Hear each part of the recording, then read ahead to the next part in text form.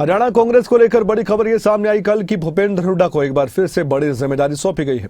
भूपेंद्र हुड्डा को नेता प्रतिपक्ष बना दिया गया है। कांग्रेस हाईकमान ने देरी लगाई, लेकिन आखिरकार भूपेंद्र हुड्डा को ही नेता विपक्ष बनाया गया।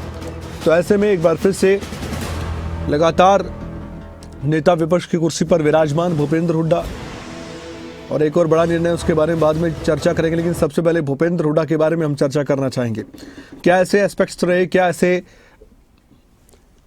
मौके वाली बातें रही जो भूपेंद्र हुड्डा के पक्ष में आई, इस पर चर्चा करने के लिए मेरे साथ देवेंद्र दांगी हमारे वरिष्ठ सहयोगी जुड़ चुके हैं। बातचीत करेंगे क्योंकि रोहतक से ही भूपेंद्र हुड्डा आते हैं और रोहतक से हमारे ब्यूरो हैं देवेंद्र दांगी। भूपेंद्र हुड्डा की राजनीति को भली भांति जानते हैं, चाहे वो सांसद रहे हों, विधायक रहे हों, नेता प्रतिपक्ष पहले भी रहे हों, मुख्यमंत्री रहे हों, और फिर से देवेंद्र दांगी नेता प्रतिपक्ष की कुर्सी पर विराजमान और अब नेता विपक्ष के तौर पर अपनी जिम्मेदारी को निभाएंगे अगले लगभग 4 साल तक। मैं आपसे जानना चाहता हूं देवेंद्र, क्या आला कमान ने जो फैसला लिया है वो बहुत सोच समझकर लिया है या फिर कोई ऑप्शन बचा ही नहीं था? अगर भूपेंद्र हुड्डा नहीं तो कौन, ये सवाल ही नहीं था क्या?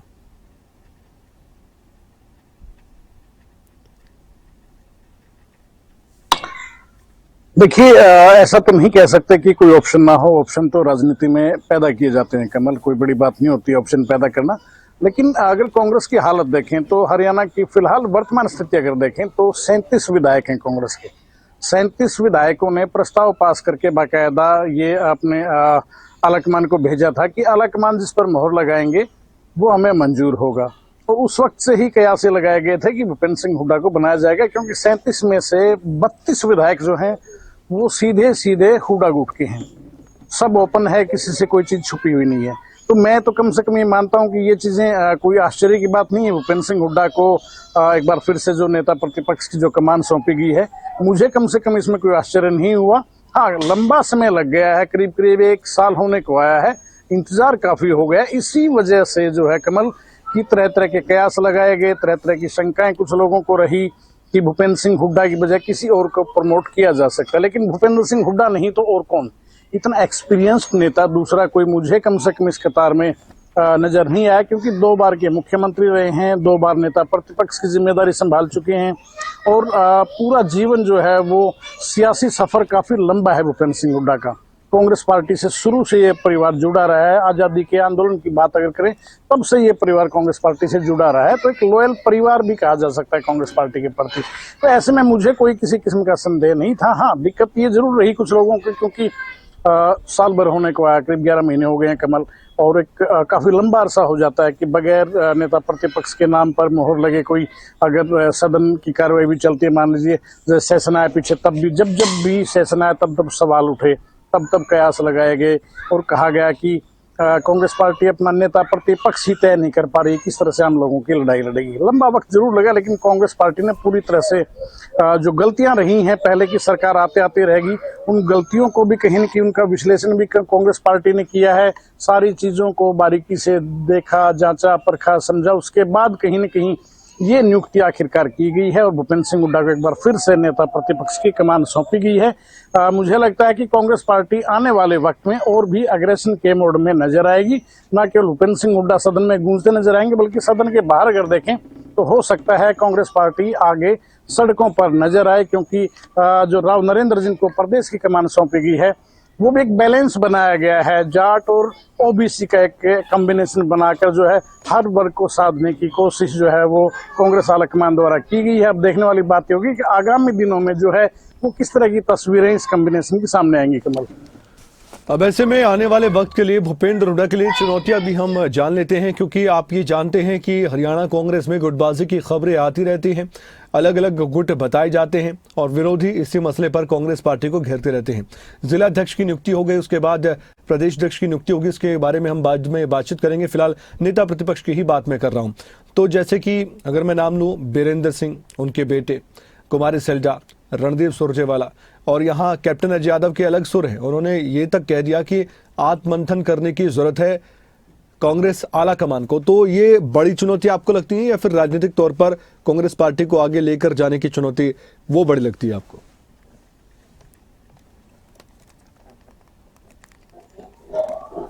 देखिए कमल, कैप्टन साहब का आपने जिक्र किया। कैप्टन साहब के अपने कारण हो सकते हैं, उनका अपना दर्द हो सकता है। मैं राजनीतिक उसमें कहूँ तो उनका अपना एक अलग कारण है।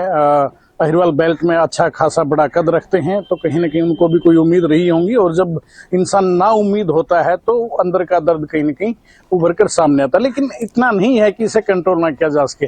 और रही बात बाकी जो गुटबाजी की, तो जो नए प्रदेश अध्यक्ष जो बनाए गए हैं, जो कमान सौंपी गई है, तो वो मुझे नहीं लगता कि गुटबाजी में कोई किसी किस्म की दिक्कत रहेगी, क्योंकि राव नरेंद्र एक ऐसा नाम है जिस पर सभी गुटों ने सहमति जताई। चाहे आप शैलजा गुट की आप जिक्र कर लीजिए कमल, शैलजा गुट की भी सहमति है इसके ऊपर। वीरेंद्र सिंह का आपने जिक्र किया, वो भी सहमत, उनको कोई दिक्कत नहीं है। ब्रजेंद्र सिंह को कोई दिक्कत नहीं है, सुरजेवाला साहब को कोई दिक्कत नहीं है, भूपेंद्र सिंह हुड्डा के भी काफी करीबी रहे हैं, इनको कोई दिक्कत नहीं है।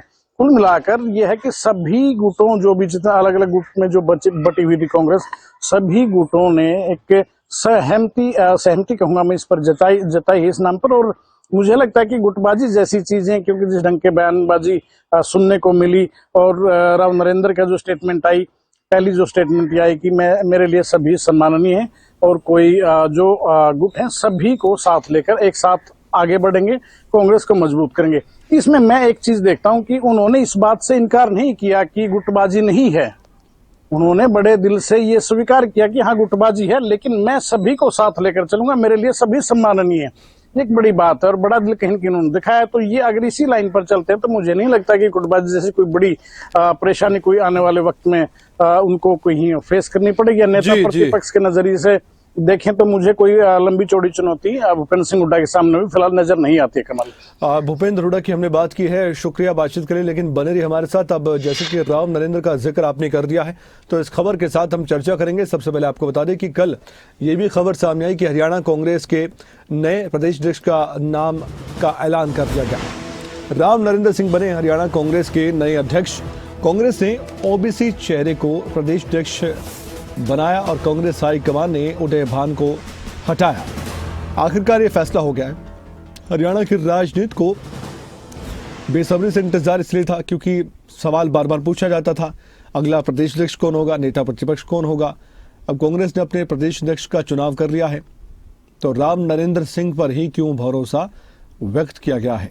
हालांकि चर्चा बहुत पहले से चली आ रही थी और एक ही नाम लिया जा रहा था, राव नरेंद्र, और आखिरकार कांग्रेस पार्टी ने इस नाम की घोषणा कर ही दी है। प्रदेश अध्यक्ष की कुर्सी पर बैठेंगे राम नरेंद्र, लेकिन जो ये ताज मिला है प्रदेश अध्यक्ष का, ये कांटों वाला ताज होगा या फिर आनंदमयी तरीके से आगे बढ़ते हुए कांग्रेस पार्टी को मजबूत कर सकते हैं। इस पर हम चर्चा करेंगे। हमारे साथ देवेंद्र दांगी भी जुड़े हुए हैं और राजा पटेल भी जुड़ेंगे। फिलहाल देवेंद्र, मैं आपका रुख करूंगा। राव नरेंद्र, अगर मैं आपसे सीधे से पूछूं, कांग्रेस ने इस नाम को ही क्यों चुना? ओबीसी चेहरे की बात थी तो और भी थे, कैप्टन अजय यादव भी कह रहे थे ये बात तो कि ओबीसी चेहरा ही होगा, लेकिन राव नरेंद्र पर भरोसा जता के क्या उम्मीदें होंगी कांग्रेस आलाकमान की?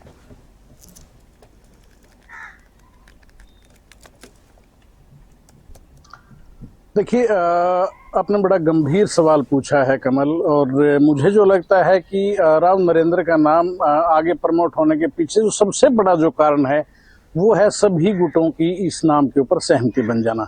अगर कैप्टन साहब का नाम होता तो शायद जो है ना बाकी गुट उसको अपोज करते। सबसे बड़ा अपोज करने वाला तो हुड्डा गुट ही होना था, लेकिन राव नरेंद्र का नाम एक ऐसा रहा जिसके ऊपर कोई लंबा चौड़ा कोई कंट्रोवर्सी नहीं थी, कोई विवाद नहीं था पार्टी के सतर पर। अगर अंदरूनी तौर पर देखें, राव नरेंद्र के नाम पर शैलजा गुट भी आसानी से सहमत हो गया, वीरेंद्र सिंह की तरफ से भी सहमति थी, सुरजेवाला गुट की तरफ से भी कोई आपत्ति नहीं थी, और भूपेंद्र सिंह हुड्डा की तो सहमति थी ही। मैं बताऊं, क्योंकि भूपेंद्र सिंह हुड्डा के पुराने सहयोगी रहे, पुराने साथी रहे, उनकी सरकार में 2009 से लेकर 14 तक बाकायदा ये मंत्री पद भी संभाल चुके हैं जब भाजपा से लौट कर आए थे।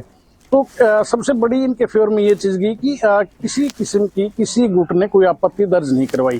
बाकी लोगों का अगर बात करें तो हो सकता है कांग्रेस आलाकमान को ये रहा हो कि गुटबाजी जो है वो कहीं न कहीं बनी रहेगी और गुटबाजी खत्म करनी है तो एकदम से एक नए चेहरे को आगे करना जरूरी है जो निर्विवाद हो, किसी किस्म की किसी भी गुट को उसको लेकर कोई आपत्ति ना हो। तो ये सबसे बड़ा कारण मुझे जो है वो लग रहा है, ये रहा है राव नरेंद्र का नाम आगे करने का। दूसरी बात जो है कमल, एक वो है वोट परसेंटेज। कि ओबीसी प्लस जाट को जो एक कॉम्बिनेशन बनाकर चला है, क्योंकि लंबे समय से अगर देखा जाए तो जो है वो एक पिछड़ा वर्ग को जो है प्रदेश अध्यक्ष की कमान सौंपी जाती रही है, चाहे वो शैलजा का जिक्र कर लीजिए, आप हाल ही में आप उदयभान पुनिया का जिक्र कर लीजिए, या बाकी जो नाम रहे हैं सभी लंबे सालों से ये चला आ रहा था कि जाट वर्सेस जो है वो अनुसूचित जाति से या पिछड़े वर्ग से किसी चेहरे को कमान सौंपी जाती थी। लेकिन अब की बार जो है वो लिया गया अहिरवाल बेल्ट को खासतौर से ध्यान में रखा गया है, जिसका अच्छा खासा प्रभाव है, और ओबीसी वर्ग को साधने का प्रयास किया गया है, क्योंकि ओबीसी वर्ग है जिसके सहारे मुझे कहने में कोई दो राय नहीं कि तीसरी बार जो बीजेपी की सरकार अगर सत्ता में है तो सबसे बड़ा कारण उसके पीछे अदर बैकवर्ड क्लासेस यानी कि ओबीसी वर्ग है, जिसे साधने के लिए बाकायदा सैनी साहब का नाम बीजेपी ने प्रमोट किया, और उसका फल भी, उसका रिजल्ट भी बिल्कुल देखने को मिला कि तीसरी बार आप सत्ता में लौटे और धूम धड़ाके के साथ लौटे, फुल मैंडेट के साथ आपको लोगों ने सर आंखों पर बैठाया। इस चीज को, इसकी काट ढूंढने के लिए लंबे समय से कहीं की कांग्रेस मुझे लगता है प्रयास कर रही थी कमल, और कांग्रेस को जो है वो अहिरवाल बेल्ट में एक जो सर्वमान्य नाम जो है मुझे लगा वो राव नरेंद्र सिंह का लगा, क्योंकि 12 सीटें हैं अहिरवाल बेल्ट से जो आती हैं। आप अटेली, महेंद्रगढ़, रेवाड़ी उस साइड को अगर देखेंगे पूरी अहिरवाल बेल्ट है, 12 सीटें आती हैं, और चौधर सबको चाहिए होती है। देखिए उस इलाके में भी पूरा ये है कि हमें भी चौधर मिलनी चाहिए, हमारा भी भागीदारी है, एक बड़ा हिस्सा है हरियाणा का। तो लंबे समय से ये छटपटाट कहीं ना कहीं अंडर करंट कह सकते हैं वो लोगों में भी रहा होगा। कांग्रेस ने इसी चीज को साधने का जो है कि मुझे लगता है कि रणनीति पर काम किया है, और इसीलिए राव नरेंद्र का नाम आगे किया गया कि सभी गुट भी सहमत हों, और अहिरवाल बेल्ट में भी एक ठोस, एक मजबूत संदेश दिया जा सके, खासतौर से अहिरवाल बेल्ट में। और उसके अलावा जो ओबीसी जो वर्ग है उसमें भी एक अच्छा मैसेज जा सके। इन तमाम चीजों को देखते हुए समीकरण कई समीकरण एक साथ साधने के प्रयास में कांग्रेस पार्टी है। देखने वाली बात ये होगी कि कांग्रेस की जो ये प्लानिंग है, ये कितना इसका रिजल्ट कांग्रेस को मिल पाता है, क्या नतीजे निकल पाएंगे इसके, ये तो खैर देखने वाली बात होगी। लेकिन ये समझा जा सकता है कि कांग्रेस पार्टी की स्ट्रेटजी इस मामले में क्या रही होगी। स्ट्रेटजी सीधी सी है कि ओबीसी वर्ग को साधा जाए, और खासतौर से ओबीसी वर्ग के साथ साथ जो अहिरवाल बेल्ट की जो 12 सीटें हैं जो डोमिनेटिंग पोजीशन में है वहां पर राव साहब, तो उसको भी साधा जा सके। इन तमाम चीजों को देखते हुए राव नरेंद्र का नाम आगे किया गया मुझे लगता है। जी देवेंद्र जुड़े रहे हमारे साथ, राजा पटेल भी जुड़ चुके हैं दिल्ली से। राजा, कोई बड़ा रिएक्शन आया है अभी किसी तरह का कांग्रेस पार्टी की तरफ से या विरोधी पार्टी की तरफ से? और साथ ही मैं ये भी दर्शकों को बताना चाहता हूं, और एक रिएक्शन तो मैं भी खुद बता दूं, राजा और देवेंद्र दांगी आप भी सुनिएगा। हरियाणा में कांग्रेस प्रदेश अध्यक्ष की नियुक्ति के बाद, जैसे कि नेता प्रतिपक्ष भी चुन लिया गया है, प्रदेश अध्यक्ष भी चुन लिया गया है, तो ऐसे में खींचतान शुरू हो गई है। देवेंद्र और राजा, कांग्रेस के नेता कैप्टन अजय यादव ने इस नियुक्ति पर कैसे सवाल उठाए हैं। एक पोस्ट उन्होंने किया है और उन्होंने लिखा है कि कांग्रेस आला कमान को आत्ममंथन करना चाहिए। सोशल मीडिया पर कैप्टन अजय यादव ने पोस्ट किया है और अपनी बातों के लिए, अपने बयानों के लिए वो जाने जाते हैं। राजा, ये रिएक्शन तो मैंने आपको बता दिया है, और मुझे ऐसा लग रहा था कि कैप्टन अजय यादव जरूर बोलेंगे और खुलकर बोलेंगे। इससे पहले भी उनकी तरफ से बयान मैंने सुना था, उन्होंने ये भी कहा था कि जो अहिरवाल क्षेत्र है इसको नजरअंदाज किया गया और 10 सीटों का नुकसान लगभग कांग्रेस पार्टी को हुआ, वरना तस्वीर चुनावी नतीजे की कुछ और भी हो सकती थी। तो ये पोस्ट भी मैं दर्शकों को फिलहाल दिखा रहा हूं। इसी पर राजा मैं सीधे आपसे सवाल पूछता हूं, और कितने रिएक्शन अभी तक आ चुके हैं और इस पूरे मामले पर आपका क्या कहना है?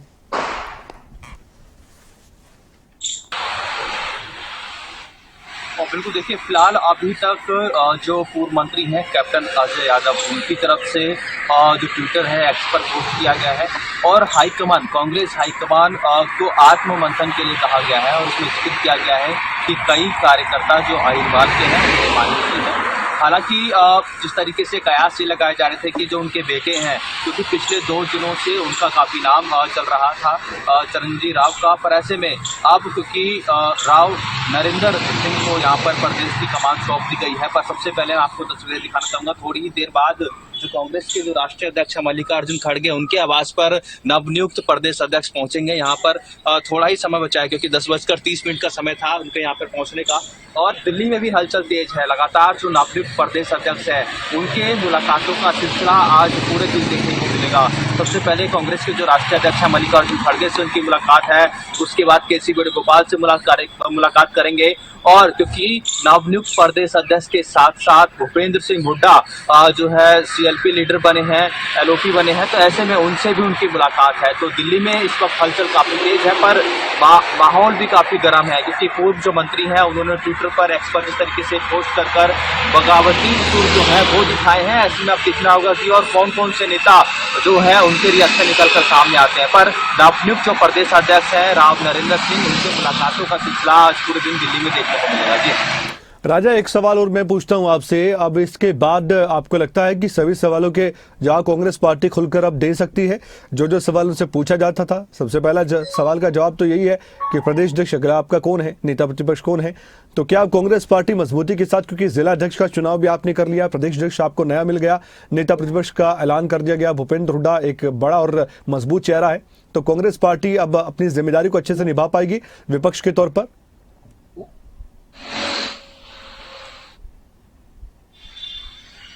बिल्कुल देखिए, जाहिर तौर पर और जिस तरीके से काफी लंबा समय लगा, करीबन 1 साल का समय लगा है, नेता प्रतिपक्ष की हम बात कर रहे हैं या फिर प्रदेश अध्यक्ष की, ऐसे में अब कांग्रेस हाईकमान चाहेगा कि प्रदेश में कांग्रेस मजबूत हो, क्योंकि पिछले काफी दिनों से, काफी महीनों से जो कार्यकर्ता हैं हरियाणा कांग्रेस के, उनका मनोबल काफी गिरा है। और ऐसे में अब दोनों ही नेता, चाहे पूर्व मुख्यमंत्री भूपेंद्र सिंह हुड्डा, क्योंकि वो नेता प्रतिपक्ष बने हैं, उनके ऊपर एक बड़ी जिम्मेदारी है, और जो नवनियुक्त प्रदेश अध्यक्ष है राव नरेंद्र सिंह, इनके ऊपर भी एक बड़ी जिम्मेदारी है और चुनौती भी है दोनों नेताओं के ऊपर, क्योंकि एक बड़ी हार कांग्रेस को और उसके बाद ये कमान जो है प्रदेश अध्यक्ष के रूप में राव नरेंद्र को मिली है। और राव नरेंद्र की बात करें तो काफी बड़े नेता अहिरवाल के रूप में गिने जाते हैं, क्योंकि अहिरवाल में काफी खास परफॉर्मेंस कांग्रेस की विधानसभा चुनाव में नहीं रही। 11 में से 10 सीटें जो है कांग्रेस हार चुकी थी। इसी कारण जो कांग्रेस हाईकमान का फोकस था साउथ हरियाणा पर था और वो नतीजा देखने को मिला। पर मैं इस पर और भी चर्चा राजा आपसे करूंगा, देवेंद्र दांगी से अंतिम सवाल मैं कर लूं, उसके बाद एक और खबर है जिस पर मुझे आपसे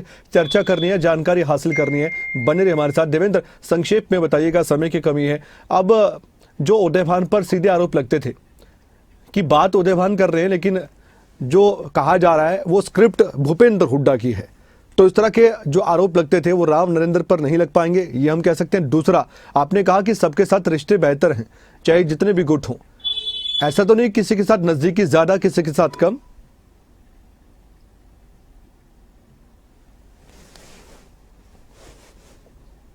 देखिए, ये तो आरोप लग पाएंगे या नहीं लग पाएंगे, ये तो भविष्य के गर्भ में छुपा है। और ये छुपा हुआ है उनकी वर्किंग को लेकर कि उनका जो कार्यशैली है नए अध्यक्ष की, वो राव नरेंद्र सिंह की कैसे रहती है। क्या वो सभी गुटों को पैरेलल साध कर चलते हैं, सभी को एक साथ लेकर चलते हैं, या वो कहीं नजदीकियां दिखाएंगे, किसी से दूरियां दिखाएंगे, ये तो उन चीजों के ऊपर डिपेंड करेगा। लेकिन जिस तरह का उनका पहला रिएक्शन आया है, उसको लेकर मुझे ऐसा लगता है कि वो सभी को साथ लेकर चलने की क्षमता वो रखते हैं, क्योंकि और उनकी मंशा भी शायद यही है। क्योंकि जब पहली दफा मीडिया ने उनसे सवाल पूछा कि आपको कमान सौंपी गई है, गुटबाजी में कांग्रेस बटी हुई है, तो उन्होंने स्वीकार किया कि हाँ गुटबाजी है, लेकिन मैं सभी को साथ लेकर चलूंगा। मेरे लिए शैलजा जी भी आदरणीय है, सुरजेवाला जी भी आदरणीय है, हुड्डा साहब भी आदरणीय है। बाकायदा कहा कि सभी मेरे लिए आदरणीय और सभी को एक साथ लेकर चलूंगा। अगर वो इसी लाइन पर चलते हैं तो मुझे लगता है कि गुटबाजी से कहीं न कहीं जो है वो कांग्रेस बची रहेगी। और अगर कहीं पक्षपात होता है, अगर कहीं ये लगता है, जैसे उदय भान जी के बारे में आपने जिक्र किया, उदय भान के बारे में जो है वो जो हुड्डा के अलावा जो बाकी ग्रुप्स हैं वो साफ तौर पर खुलेआम कहते थे कि वो सिर्फ एक गुट के जो है प्रदेश अध्यक्ष हैं, वो हमें तो कांग्रेस के सदस्य ही नहीं मान रहे। कई तरह की बड़ी तल्ख बयानबाजियां होती थी। तो देखने वाली बात ये होगी कि राव नरेंद्र सिंह की कार्यशैली है वो कैसी रहती है, क्योंकि सारी चीजें कमल उन्हीं के ऊपर डिपेंड करेंगे। शुक्रिया बातचीत के लिए देवेंद्र दांगी, आपका बहुत बहुत धन्यवाद। अब एक और खबर है जिस पर हम राजा से चर्चा करेंगे। हरियाणा कांग्रेस के नवनियुक्त अध्यक्ष हैं राव नरेंद्र सिंह, उनका दिल्ली का दौरा है और दिल्ली में कांग्रेस के सीनियर लीडर्स से वो मुलाकात करेंगे, पार्टी हाईकमान का धन्यवाद करेंगे। राव नरेंद्र सिंह का महत्वपूर्ण राजनीतिक संवाद भी होगा। हमारे साथ राजा पटेल जुड़े हुए। राजा, मैं आपसे जानना चाहता हूं, दिल्ली आ रहे हैं और प्रदेश अध्यक्ष बनकर आ रहे हैं अब दिल्ली, धन्यवाद तो उनका करना बनता भी है क्योंकि एक बड़ी जिम्मेदारी उनको सौंपी गई है। हरियाणा कांग्रेस के बॉस अब वो कहला चुके हैं, तो ऐसे में किन किन नेताओं से खास मुलाकात हो सकती है, कोई नाम?